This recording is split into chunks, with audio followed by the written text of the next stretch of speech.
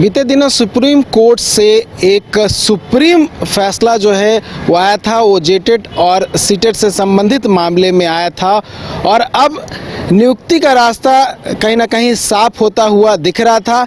लेकिन एक नया विवाद जो है वो सामने उभर कर आया है। ये कहा जा रहा है कि जो जेटेट जो अभ्यर्थी हैं उनके सीटेट की कैटेगरी में डाल दिया गया है और कल बहुत सारे अभ्यर्थी जेएसएससी कार्यालय गए हुए थे इन बातों को रखने के लिए, और जब वो बात को रख कर बाहर निकले थे और हमारे जो रिपोर्टर हैं उनसे बातचीत हुई थी तो उन्होंने कहा था कि इस मामले को जेएसएससी एक्सेप्ट करने को तैयार नहीं है। जिसके बाद आज फिर से जो जेटेट अभ्यर्थी हैं और जेटेट अभ्यर्थी के जो अध्यक्ष हैं वो गए हुए थे। आज भी बहुत सारी बातें हुई, क्या कुछ बात हुई है वो हम जानने की कोशिश करेंगे। जेटेट अभ्यर्थी जो सफल अभ्यर्थी संघ के जो प्रदेश अध्यक्ष हैं परिमल कुमार, उनसे बात करते हैं। परिमल जी, कल कुछ अभ्यर्थी गए थे, वो कह रहे थे कि उन्हें जेटेट से सीटेट के कैटेगरी में डाल दिया गया है और कार्यालय यानी कि जेएसएससी कार्यालय मानने को तैयार नहीं है। आप भी आज गए, क्या कुछ बातें हुई और क्या एक्सेप्टेंस है?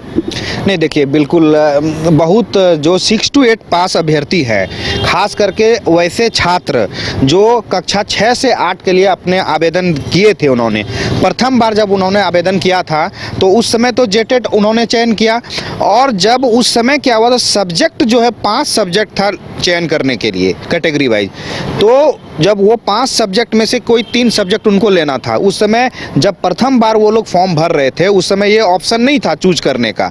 लेकिन जब माननीय हाईकोर्ट का आदेश आता है और सीटेट पास अभ्यर्थियों को जैसे ही अपॉर्चुनिटी दी जाती है फॉर्म भरने के लिए, उसी बीच में 6 to 8 के पास अभ्यर्थियों को ये कहा जाता है कि आप अपना सब्जेक्ट का चयन कर लीजिए। 3 सब्जेक्ट का उनको चयन करना था और उन्होंने 3 सब्जेक्ट का चयन किया और चयन करने के बाद वो फॉर्म को सबमिट करते हैं और सबमिट करने के बाद ऑटोमेटिक, या चाहे सर्वर का हो चाहे जो भी टेक्निकल इशू आ रही हो, और ऑटोमेटिक उनके फॉर्म में सीटेट और नेबरिंग टेट लिखा हुआ आ गया, जिससे कि समस्त जेटेट पास अभ्यर्थी जितने 6 to 8 के हैं उनके अंदर एक कौतूहल का विषय बन गया। ये काफ़ी अफरा तफरी थी और कल जब कुछ अभ्यर्थी लगातार निरंतर जेएसएससी ऑफिस जा रहे हैं, ज्ञापन दे रहे हैं, और कल जिस तरह से आपके चैनल में दिखाया गया चीज़ें, कुछ अभ्यर्थी जरूर गए थे वहाँ पे, लेकिन उनके बीच क्या बातचीत हुई नहीं हुई ये तो हम नहीं बता सकते हैं। लेकिन जब आज पुनः इस मसले पे हज़ारों लोगों का फ़ोन कॉल्स था, सभी लोग परेशान थे, चिंतित थे, हमसे निवेदन रिक्वेस्ट कर रहे थे, तो हम लोगों को भी लगा, क्योंकि स्टूडेंट हित में हम लोग निरंतर कार्य कर रहे हैं, कहीं ना कहीं अपने हक और अधिकार की बात है, तो हम लोग आज जेएसएससी ऑफिस गए थे। 300-400 अभ्यर्थी थे हम लोगों के साथ और हम लोग 3-4-5 कमेटी अंदर गए और कमेटी अंदर जाने के बाद सारी बातचीत हम लोगों के सचिव सर से हुई और उन्होंने एक एक बिंदु को स्पष्ट तरीके से कहा। और इस तरह से आप इसको समझ सकते हैं कि जैसे जेटेट जब फॉर्म बच्चे भर रहे थे और जेटेट जब बच्चे फॉर्म भर रहे थे, जेटेट फॉर्म भरते समय जो ये एप्लीकेशन नंबर आप देख रहे हैं, ये एप्लीकेशन नंबर जब जेटेट का फॉर्म आपने भरा था, जो आपका एप्लीकेशन नंबर है, और जब आपने सब्जेक्ट का चयन किया और सब्जेक्ट का जब आप चयन किए तो सब्जेक्ट के चयन करते समय भी जो एप्लीकेशन नंबर आपका है वो दोनों सेम है। अगर दोनों एप्लीकेशन नंबर आपका सेम है, जब आपका प्रथम बार जब आपका ऑनलाइन अप्लाई कर रहे थे और द्वितीय बार जब आपने सब्जेक्ट का चयन किया, दोनों समय अगर एप्लीकेशन नंबर आपका सेम है, इसका आप लोगों को घबराने की कोई ज़रूरत नहीं है और ना ही जेएसएससी में निरंतर ज्ञापन देने की ज़रूरत है।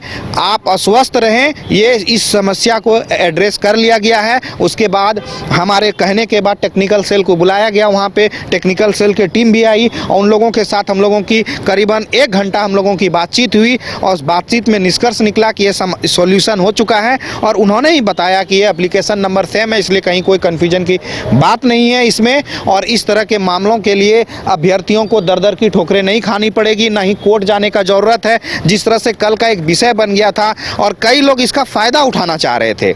हम नहीं कहना चाहेंगे कौन फ़ायदा उठाने का प्रयास कर रहे थे, आपस में तोड़ने का प्रयास कर रहे थे, जिसके वजह से ये काफ़ी मतलब संशय बन गया इस विषय में कि अगर इस वस्तु को अगर स्पष्ट नहीं किया जाता तो कहीं ना कहीं जेटेट पास अभ्यर्थियों के लिए बहुत नुकसान होने की संभावना थी इसमें। तो कल जो अभ्यर्थी गए थे उनकी किससे बात हुई थी? ये बात निकल कर कहाँ से आई कि आप कुछ भी कर लीजिए, कुछ नहीं होने वाला, जो हो गया सो हो गया? देखिए, होता क्या, कई तरह की बातें होती है। जब अधिकारी से आप मिलने के लिए जाते हैं। अब आपका उस समय इंटेंशन क्या है, उनका इंटेंशन क्या, कैसा सवाल पूछा गया, कैसा जवाब आया, आपका बॉडी लैंग्वेज क्या था, बात करने की शैली क्या थी, क्या बहुत सारी चीज़ें डिपेंड करती है वहाँ पे। जब हम लोगों ने गहन अध्ययन किया इसका और बिल्कुल पूरे तथ्य के साथ जब बात किए कि हम लोगों के साथ हजारों लोग जुटे हुए हैं और चूंकि सभी लोग जानते हैं कि संघ के प्रदेश अध्यक्ष भी हैं और तमाम इशू पे परिमल कुमार निरंतर कार्य करते रहते हैं, तो कहीं ना कहीं सचिव सर भी इन सब चीज़ों को जान ही रहे हैं। और जब बातचीत के क्रम में बहुत अच्छे तरीके से बातचीत हुई और हम उनके बात से संतुष्ट हुए और समस्त जेटेट पास अभ्यर्थी जितने बाहर में भी थे सभी लोग संतुष्ट हुए। और मैं आपके चैनल के माध्यम से सभी को ये स्पष्ट कर देना चाहता हूँ कि जो भी अभ्यर्थी 6 to 8 का फॉर्म भरे हैं, प्रथम पाली में जिन्होंने फॉर्म भरा था और द्वितीय बार जिन्होंने सब्जेक्ट का चयन किया, अगर दोनों का एप्लीकेशन नंबर सेम है तो आपको कोई घबराने की ज़रूरत नहीं है। आपकी रिजल्ट जब भी प्रकाशित की जाएगी सिर्फ और सिर्फ जेटेट के साथ ही आपकी रिजल्ट प्रकाशित की जाएगी और इसमें कोई संशय का विषय नहीं है। जेएसएससी ने स्पष्ट कर दिया इन चीज़ों को। नियुक्ति का रास्ता अब कहीं ना कहीं कह सकते हैं साफ हो चुका है। अब वो कुछ पेपर का मामला फंसा हुआ, कुछ परीक्षाएं जो है वो रद्द हो चुकी है, फिर से वो री एग्ज़ाम होगा, उसके बाद नियुक्ति होगा।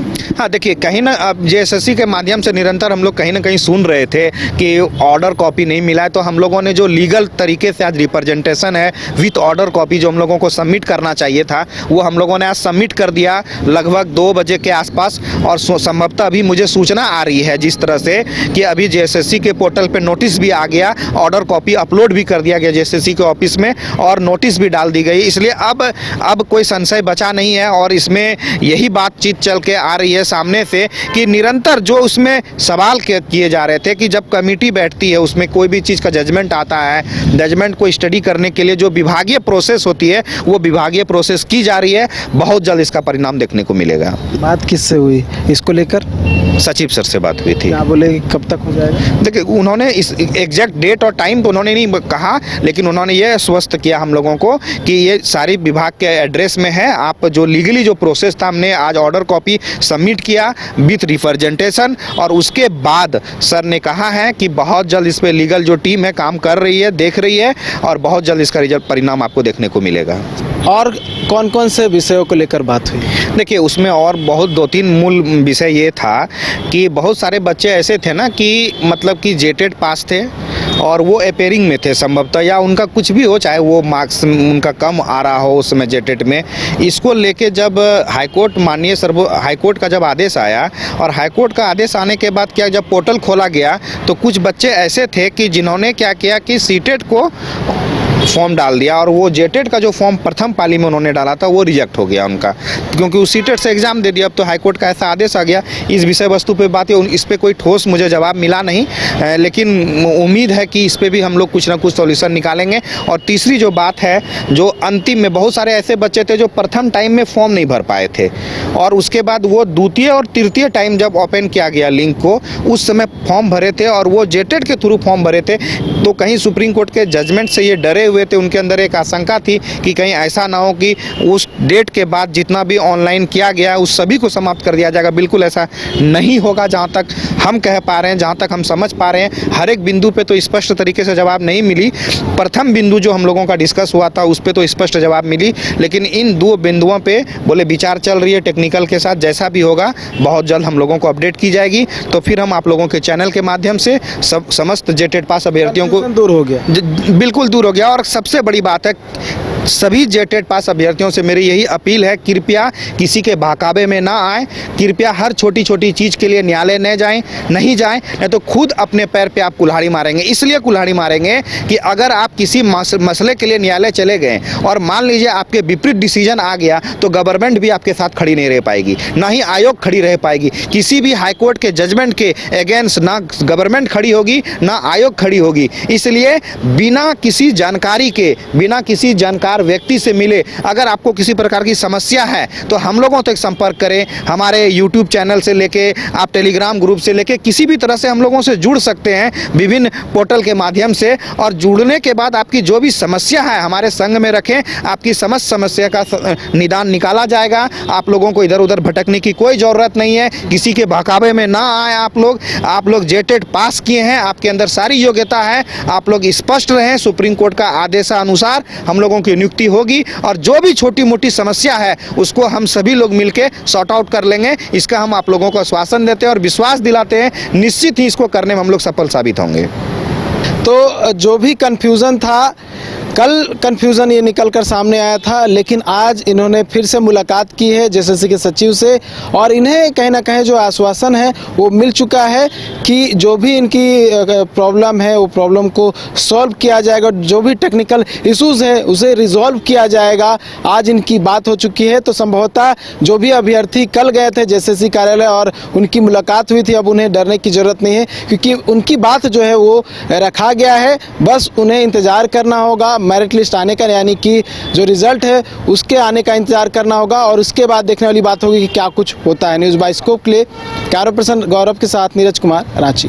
विश्व स्तरीय मेडिकल सुविधाओं से युक्त रांची का देवनिका हॉस्पिटल, जहां है neonatal ICU, burn intensive care unit, modular operation theatre, 24/7 emergency trauma service, multi disciplinary ICUs, emergency care, MRI, CT scan, advance cath lab, fully automated path lab, echo, ultrasound, ultra modular patient beds और pharmacy.